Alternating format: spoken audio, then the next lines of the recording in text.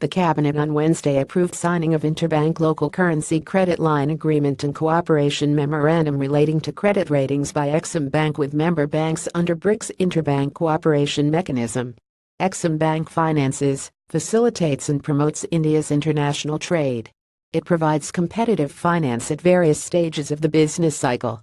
The agreements will promote multilateral interaction within the area of mutual interest, which will deepen political and economic relations with BRICS nations, an official statement said after the cabinet meeting chaired by Prime Minister Narendra Modi.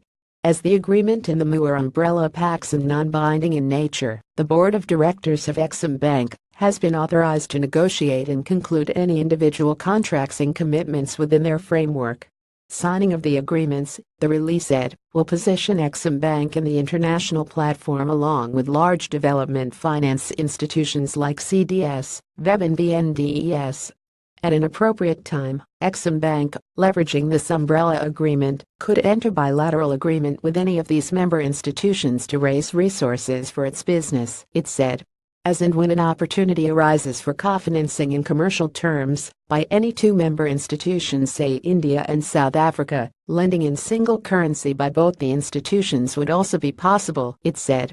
The initial master agreement on extending credit facility in local currency under the BRICS Interbank cooperation mechanism had a validity of 5 years, which expired in March 2017. It is understood that some of the member banks like CDB and VEB, CDB and BNDES have entered into bilateral agreements for local currency financing under the master agreement signed in 2012, the release said. It further said, although the current conditions are not conducive to usage, it was useful to keep the same alive as an enabling feature in case a suitable opportunity materializes in future.